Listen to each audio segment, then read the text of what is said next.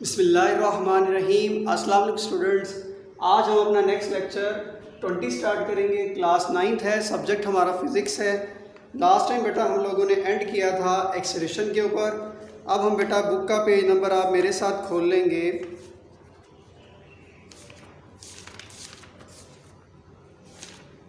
39। मैं मेंशन कर देता हूँ, बुक पेज नंबर 39।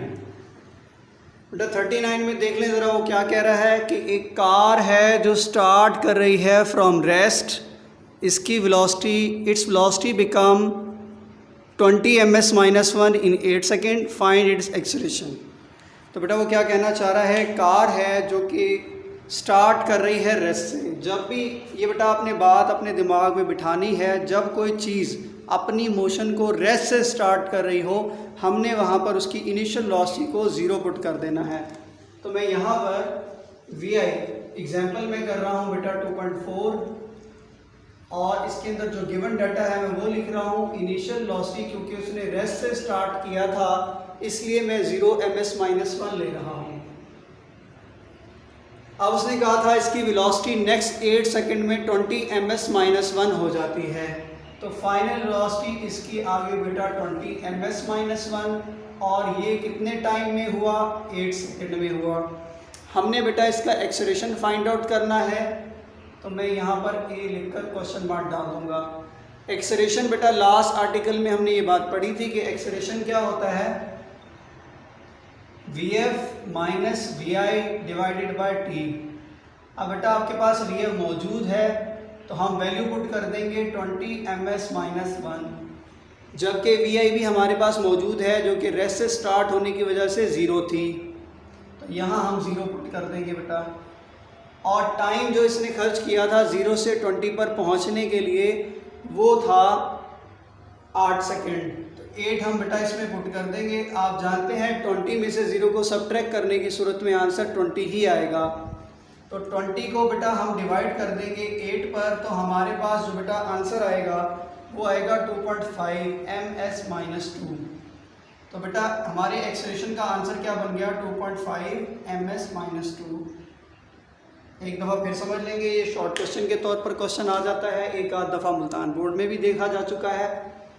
वो आपको क्या कह रहा है कि कार है जो स्टार्ट कर रही है रेस्ट से, मतलब उसकी इनिशियल वेलोसिटी को हमें 0 रखना होगा, और 8 सेकंड के बाद उसकी ये वेलोसिटी 0 से बढ़कर 20 ms-1 हो चुकी है। आपको इसका चेंज इन वेलोसिटी यानी एक्सेलरेशन फाइंड आउट करना है। हम जानते हैं कि एक्सेलरेशन का formula Vf minus Vi divided by T होता है। तो Vf की जगह 20 पुट कर देंगे, Vi की जगह 0 पुट कर देंगे, और टाइम की जगह पर 8 पुट कर देंगे।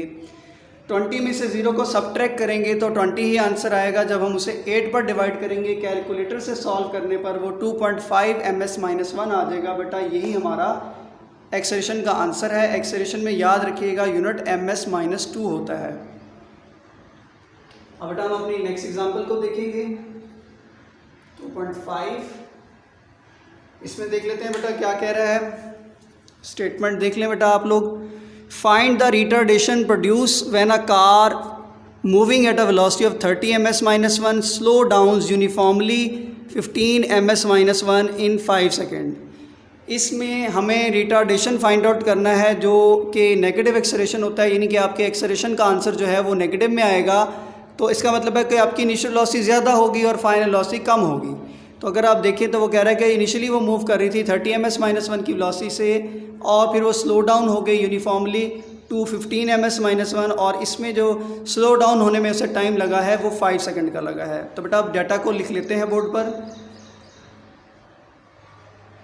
इनिशियल वेलोसिटी जो हमें गिवन है वो है बेटा 30 ms-1, क्योंकि इससे वो मूव कर रही थी। उसके बाद समहाउ ब्रेक लगाना पड़ी, जिसकी वजह से जो है स्पीड को ज़रा कम करना पड़ा, और हमारी वेलोसिटी फाइनल बन गई 15 ms-1 after the time 5 second. 5 second के लिए हमने ब्रेक लगाई और हमारी स्पीड 30 से रिड्यूस होकर 15 ms-1 हो गई। अब वो कह रहा है कि आपको एक्सेलरेशन फाइंड आउट करना है, यानी कि रिटार्डेशन ही है लेकिन इसका आंसर नेगेटिव में आएगा। ठीक होगी जी बात बेटा। फॉर्मूला देखें तो आपके सामने लिखा हुआ है, सेम फार्मूला को यूज़ करेंगे और वैल्यूज़ की पुटिंग करेंगे। तो बेटा एक्सेलरेशन का फार्मूला है VF minus VI divided by T। Final velocity बेटा आपके पास इस वक्त कम आ रही है, 15 ms माइनस 1 है, जबकि इनिशियल वेलोसिटी बेटा आपके पास क्या आ रही है, 30 ms माइनस 1 है। और टाइम बेटा आपके पास जो इस स्पीड से स्पीड में पहुंचने में लगा है वो 5 सेकंड है। तो बेटा 15 में से 30 को सब्ट्रैक्ट करेंगे तो आंसर -15 निकलेगा। -15 को जब आप 5 पे डिवाइड करेंगे तो बेटा आपके पास आंसर -3 ms माइनस 2 निकलेगा। तो ये बेटा आपका एक्सेलरेशन का आंसर निकला है, लेकिन निकला नेगेटिव में है। इसी को बेटा आप रिटार्डेशन या डिक्लेरेशन भी कहते हैं। तो दोबारा फिर समझ लें ज़रा इस बात को अच्छे तरीके से। वो कह रहा है कि आपको रिटार्डेशन एक कार को सामना करना पड़ा है, उसकी इनिशियल वेलोसिटी 30 ms माइनस 1 थी, 5 सेकंड के बाद स्लो डाउन होकर वो हो गई 15 ms माइनस 1। हमें उसका नेगेटिव एक्सेलरेशन या डिक्लेरेशन या रिटार्डेशन फाइंड आउट करना है। फॉर्मूला सेम होता है एक्सेलरेशन वाला, लेकिन आंसर जो है बेटा वो नेगेटिव में आता है। तो final velocity minus initial velocity करेंगे। फाइनल वेलोसिटी की वैल्यू 15 है, इनिशियल वेलोसिटी की वैल्यू 30 है, टाइम की वैल्यू बेटा 5 है। 15 में से 30 को सब्ट्रैक्ट करेंगे तो 15 ही आंसर आएगा, लेकिन माइनस में आएगा। डिवाइड बाय 5 करेंगे, 5 3 ज़ा 15 होता है, तो बेटा एक्सेलरेशन का आंसर -3 ms माइनस 2 आ जाएगा। अब बेटा नेक्स्ट पेज पर आ जाएं, पेज 40 पर। यहाँ पर बेटा आपको ग्राफ दिया हुआ है, आपको 2-3 यहाँ पर डिफाइन को हाईलाइट करना है, फिर मैं समझाऊंगा कि ये क्या चीज़ है और इसको किस तरह से करना है। सबसे पहले तो बेटा ग्राफ, वैसे उम्मीद है आप 8th क्लास में भी इसके बारे में पढ़कर आ चुके हैं, लेकिन मैं मज़ीद थोड़ी सी वजाहत करूँगा। Graph is a pictorial way of presenting information about relation between various quantities. यहाँ से बेटा आप हाईलाइट करेंगे, graph is a pictorial way of presenting information about relation between various quantities तक हाईलाइट करेंगे। ये बेटा ग्राफ क्या है, एक तस्वीरी तरीक़ाकार है जिसमें हम दो क्वांटिटीज़ के दरमियान एक रिलेशनशिप को ज़ाहिर करते हैं। और उसके बाद बेटा अगली जो आपको यहाँ पे मैंने पेंसिल से मार्क की हुई भी नज़र आ रही होगी, वो है the quantities between which a graph is plotted is called variable. वो क्वांटिटीज़ जिनके दरमियान ग्राफ को प्लॉट किया जाता है उन्हें वेरिएबल्स कहते हैं। वेरिएबल्स का लफ्ज़ी मतलब भी अगर आप निकालें तो उसका मतलब है तब्दील होने वाला, यानी ग्राफ में आपको अमूमी तौर पर जो चीज़ें देखने में मिलेंगी वो चेंज होने वाली होंगी। कांस्टेंट ग्राफ भी आपको मिलेंगे, लेकिन उसमें कोई एक वेरिएबल जो होगा आपका कांस्टेंट होगा, दूसरा वेरिएबल जो है वो वेरी करेगा। तो वो हम आगे ग्राफ्स में देखेंगे इस चीज़ को। अब बेटा ग्राफ में दो बातें होती हैं, दो क्वांटिटीज़ होती हैं, एक होती है डिपेंडेंट क्वांटिटी, एक होती है इंडिपेंडेंट क्वांटिटी। अब डिपेंडेंट इंडिपेंडेंट की बात आ गई है, थोड़ा सा मैं इसको समझा देता हूँ। डिपेंडेंट क्वांटिटी से मुराद ऐसी क्वांटिटी है जो हर लिहाज से दूसरी क्वांटिटी पर डिपेंड करती है। अगर वो इंडिपेंडेंट क्वांटिटी में जो भी चेंज आएगा उसका चेंज का इफ़ेक्ट जो है वो आपको डिपेंडेंट क्वांटिटी में नज़र आएगा। इस बात को समझाने के लिए अमूमी तौर पर मैं जो मिसाल दिया करता हूँ वो मैं ये कहता हूँ कि आप बच्चे हैं, आप लोग एक डिपेंडेंट क्वांटिटी है, जबकि वालिदैन जो हैं वो आपके इंडिपेंडेंट क्वांटिटी हैं। अगर आपकी जो है छुट्टी जल्दी भी हो जाए और आप किसी वजह से जल्दी घर आ जाएं तो आप डिपेंडेंट हैं, लिहाजा आपकी वजह से आपके वालिदैन घर जल्दी छुट्टी करके नहीं आएंगे, मतलब उनकी आपके लिहाज से उन पर कोई फ़र्क नहीं पड़ रहा। ये इंडिपेंडेंट की खसूसियत को ज़ाहिर कर रहा हूँ मैं। लेकिन ऐसा हो जाए कि आपके वालिद साहब फ़र्ज़ कर लें कि अगर जो है पहले इशा की नमाज़ के करीब आते हैं या 8 बजे आते हैं, आफ्टर मगरिब आते हैं, तो ऐसी सूरत में जब आप ग्राउंड में खेलने जाते हैं तो आप सुकून से अपनी बारी को ले लेते हैं, चाहे मगरिब की अज़ानें हो भी जाएं तब भी। तो क्योंकि आपको पता होता है कि अबू ने जो है वो रात को 8 बजे के करीब या 8:30 बजे के करीब आना है, तो मुझ पर कोई पकड़ नहीं होगी। लेकिन जैसे ही आपको ये पता चले कि आज अबू की छुट्टी जल्दी होगी और आज अबू जो है वो 7 बजे तशरीफ़ ले आएंगे, तो आप घर में 7 बजे से पहले मौजूद होंगे, क्योंकि अगर अबू ने कहा है कि मेरे बच्चे जो है मेरे आने से पहले घर में मौजूद मुझे नज़र आने चाहिए, तो फिर आपको उनका हुक्म मानना होगा। तो इसका मतलब क्या हुआ, आप इंडिपेंडेंट क्वांटिटी के लिहाज से चल रहे हैं। वो जो क्वांटिटी इंडिपेंडेंट क्वांटिटी के लिहाज से चले वो डिपेंडेंट, और जो डिपेंडेंट यानी कि जो किसी पर डिपेंड ना करती हो वो इंडिपेंडेंट। ठीक है जी। तो अब आपको समझ में आ गई होगी, the quantity which depend on independent quantity, the quantity which depend on independent quantity is called dependent quantity.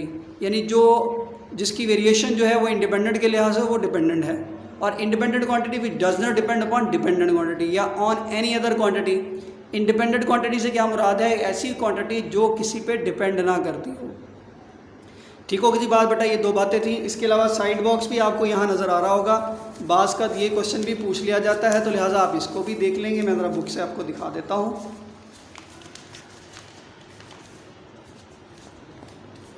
यहाँ डू यू नो में बेटा आपको दिखाया हुआ है, अ ग्राफ में also be use in everyday life such as to show year wise growth / decline of export, month wise rainfall and patient temperature record और runs पर over scored by the team and so on. यहाँ आपको export of rice दिखाया हुआ है, यहाँ आपको run scored by the cricket team दिखाया हुआ है। तो बेटा ग्राफ का डेली रोज़मर्रा ज़िंदगी में यूज़ आपसे पूछा जा सकता है। यहाँ आपको उसकी 4-5 मिसालें दी हुई थी। अब बेटा हम आ जाते हैं अपने नेक्स्ट आर्टिकल की तरफ, जिसका नाम है बेटा डिस्टेंस टाइम ग्राफ। ठीक है बेटा, जैसा कि बेटा आपको लफ्ज़ से ही जाहिर हो रहा है कि ये जो ग्राफ है दो क्वांटिटीज़ डिस्टेंस और टाइम के दरमियान बनेगा। तो बेटा इस ग्राफ को ज़रा देख लेते हैं, डिस्टेंस और टाइम ग्राफ को। बल्कि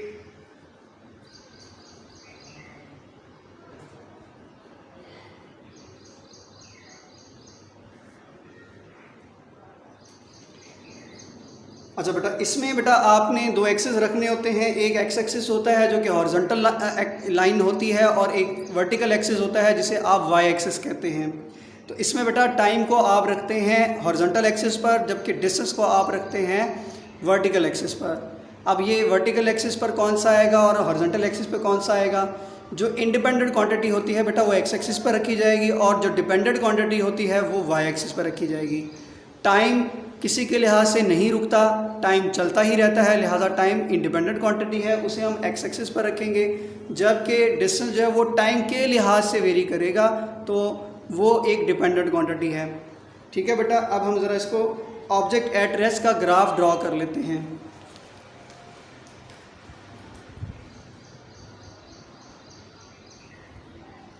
तो यहाँ मैंने बेटा डिस्टेंस को जाहिर कर दिया है। आपकी बुक वाले ने वैसे से डी से डिनोट किया हुआ है, लेकिन अमूमी तौर पर डिस्टेंस को एस से डिनोट किया जाता है। और यहाँ बेटा आपको टाइम शो कर रहा है सेकंड्स में, डिस्टेंस शो कर रहा है मीटर में।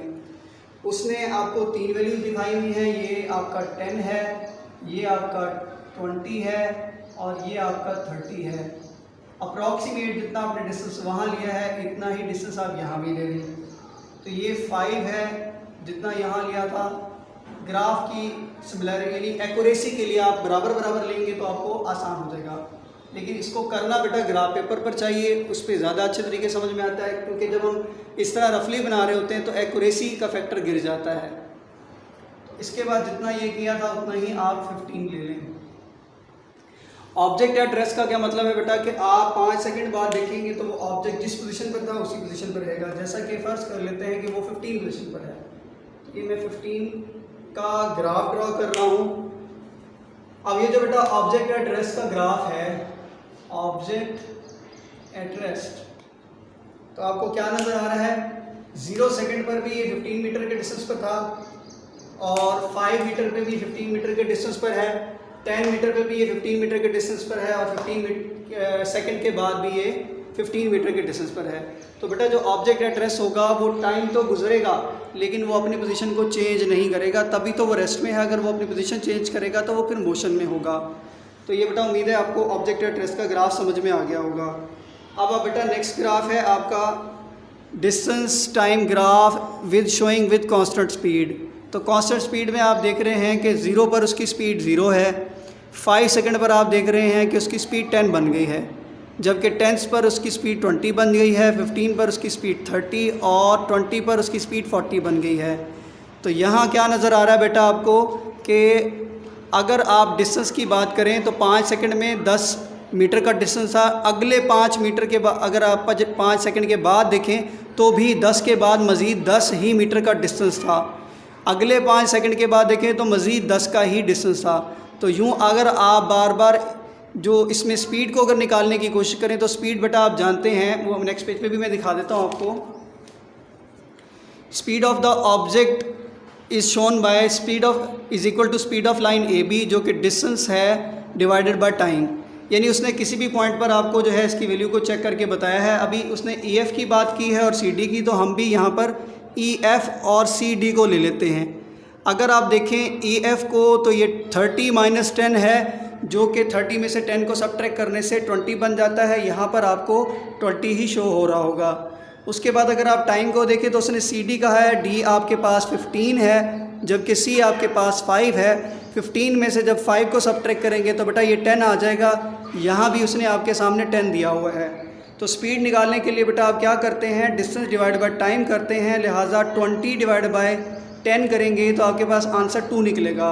आप इसमें किसी भी पॉइंट का जब भी आप इसी फार्मूला को लगाकर सॉल्व करेंगे, आपको हर पॉइंट पर स्पीड 2ms - 1 नज़र आएगी, जो ये जाहिर करती है कि इस डिस्टेंस टाइम ग्राफ के अंदर ऑब्जेक्ट जो है वो कांस्टेंट स्पीड से मूव कर रहा है। उसके बाद बेटा नेक्स्ट हमारा ग्राफ है object moving with variable speed. Variable speed का क्या मतलब है कि जिस तरह पे, वैसे अगर इस बात को समझना है तो हम रोज़मर्रा ज़िंदगी में जो मोटरसाइकिल वगैरह चलाते हैं वो इसी तरीके से चलाते हैं। क्या मतलब, गाड़ी को स्टार्ट करने के बाद हम एक्सेलरेशन ज़्यादा तेज़ कर देते हैं, फिर मज़ीद ज़्यादा तेज़ कर देते हैं, फिर मज़ीद ज़्यादा तेज़ कर देते हैं। इसका क्या मतलब हुआ, हम इक्वल टाइम में इक्वल स्पीड का अंदर चेंज नहीं लाते, बल्कि टाइम के मुकाबले में स्पीड में चेंज ज़्यादा ले आते हैं। तो इस वजह से जो ग्राफ बनता है हमारा वो कुछ इस शेप का बनता है कि 0 पर तो 0 था, 5 पर अगर फ़र्ज़ कर लें कि ये 6 है, तो 10 पर तो इसको, यानी अगर वो कांस्टेंट से चल रहा होता तो 12 पर होना चाहिए था। आप देख रहे हैं कहीं 18 बन जाता है P पॉइंट पर। और अगर हम 15 की बात करें तो देखें तो ये 30 पे पहुंच चुका है। ठीक है बेटा, तो इस तरह से ये जो स्पीड होती है आपकी, ये यहाँ पर वेरिएबल है। और बाज़ बोर्ड में एक आध दफ़ा मैंने देखा था वेरिएबल स्पीड का भी क्वेश्चन आ गया था, तो इसको बेटा आप कहाँ से हाईलाइट करेंगे ज़रा। तो when an object does not cover equal distances in equal interval of time then its speed is not constant, यानी कि वेरिएबल। ठीक है बेटा, तो इसी केस में आप लोग उसकी स्पीड कैसे निकालेंगे, जब आपकी स्पीड वेरिएबल है तो आप बेटा किसी पॉइंट पर निकालेंगे। वो पॉइंट क्या होगा, वो स्लोप ऑफ द टेंजेंट होगा। टेंजेंट समझते हैं बेटा आप लोग, टेंजेंट ये होता है किसी सर्कल की किसी कर्व साइड को या किसी भी कर्व साइड को टच करके गुजरने वाली लाइन टेंजेंट कहलाती है। अगर आप इस वक्त फिगर में देखें तो ये P पॉइंट पर एक कर्व है जिस पर एक ये डॉटेड लाइन गुजर रही है जो उसको टच करके गुजर रही है। तो इससे हम बेटा एक आप राइट एंगल ट्राइंगल ड्रॉ कर लेते हैं जिसकी QSR आपको ट्राइंगल शेप नज़र आ रही है। तो QS बेटा इसका बेस है, जबकि PSRS इसका जो है वो परपेंडिकुलर है और QR बेटा इसका हाइपोटेन्यूस है। tan थीटा की जो फार्मूला होता है बेटा वो रेशो होती है परपेंडिकुलर ओवर बेस की, यानी RS डिवाइडेड बाय QS हो जाएगा। ये बेटा हमारा परपेंडिकुलर है और ये हमारा बेस है। RS की वैल्यू अगर आप चेक करें तो बेटा ये 30 ms - 1 है, जबकि बेस हमारा जो है 15 में से 5 को निकालेंगे तो ये 10 बन जाएगा। 30 डिवाइड बाई 10 करने से तो P पॉइंट पर जो स्पीड होगी वो बेटा हमें 3 ms - 1 मिल जाएगी। यहाँ एक बात आप लोग हाईलाइट कर लीजिएगा, the speed is higher at instant when slope is greater. Speed उस पॉइंट पर ज़्यादा होगी जिस वक्त आपकी स्लोप क्या होगी, वो हायर होगी, और ज़ीरो होगी जब स्लोप आपकी बिल्कुल हॉरिजॉन्टल हो जाएगी। ठीक है बेटा, इसके बाद बेटा आपको फिगर नज़र आ रही है यहाँ साइड में 2.21 और एग्जाम्पल 2.6 नज़र आ रही है। बेटा ये ज़्यादातर जो है आपको अच्छी समझ में आ सकती है अगर आपके सामने ग्राफ हो। तो कह रहा है बेटा इस ग्राफ में ये आपको उसने ग्राफ दे दिया है जिसमें आप देख रहे हैं स्पीड, आपका टाइम जो है वो 0 से 10 सेकंड तक जा रहा है, जबकि स्पीड जो है आपकी वो डिस्टेंस जो है आपका 0 से 40 तक जा रहा है। तो ऐसे केस में वो क्या चाह रहा है आपसे, वो कह रहा है फाइंड करें डिस्टेंस कार हैज़ ट्रेवल्ड। अगर हम बेटा टोटल डिस्टेंस की बात करें तो टोटल डिस्टेंस कितना कवर हुआ है वो आपको नज़र आ रहा है यहाँ पर ग्राफ में, मैक्सिमम वैल्यू 40 है। तो आप डायरेक्ट लिख देंगे we see from the graph total distance travel by the car is 40 metre. अब अगर वो कहता है the speed during first 5 second, तो आप अगर पहले 5 सेकंड की बात करें तो ये 2 4 6 और 4 के दरमियानी जगह को 5 लिया जाएगा, और इस 5 में अगर आप देखें तो 5 की जो डॉटेड लाइन आप ड्रॉ करेंगे और यहाँ से फिर डॉटेड लाइन यहाँ ड्रॉ करेंगे तो आपको 35 मीटर का डिस्टेंस नज़र आएगा। तो फर्स्ट 5 में आपको क्या करना पड़ेगा, 35 का डिस्टेंस है, टाइम उसने खुद बता दिया 5 मीटर का है। 35 को बेटा 5 पे डिवाइड करेंगे, आपके पास आंसर 7 ms - 1 निकल आएगा, यानी एट फर्स्ट 5 सेकेंड इसकी स्पीड 7 ms - 1 होगी। अब बेटा वो अगर आपसे जानना चाह रहा है इसकी एवरेज स्पीड क्या है, तो बेटा एवरेज स्पीड के लिए हमने फार्मूला पिछले लेक्चर में किया था कि total distance divide by total time. अगर आप देखें ग्राफ से टोटल डिस्टेंस आपको 40 नज़र आ रहा है, टोटल टाइम आपको 10 नज़र आ रहा है, तो 40 डिवाइड बाय 10 करेंगे तो बेटा आपके पास आंसर निकल आएगा 4 ms - 1। लास्ट पार्ट में देख लें वगैरह स्पीड ड्यूरिंग लास्ट 5 सेकंड। बेटा पहले 5 सेकंड में 35 थी, तो लास्ट 5 सेकंड में कितनी होगी? टोटल तो 40 है, 40 में से 35 सब्ट्रैक्ट करेंगे तो कितना बचेगा? जी बेटा 5 बचेगा। तो अब आपके पास टाइम भी 5 है, डिस्टेंस भी 5 है, तो स्पीड निकालने के लिए आप क्या करेंगे? डिस्टेंस डिवाइड बाय टाइम, और लास्ट 5 सेकंड का डिस्टेंस जो है वो सिर्फ 5 है, क्योंकि 35 से ऊपर मज़ीद 540 तक है।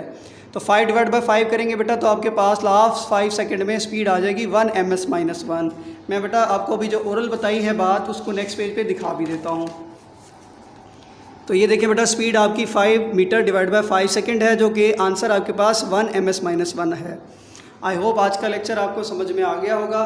फिर भी बेटा अगर आपको कोई क्वेश्चन हो तो आप मुझसे डिस्कस कर सकते हैं।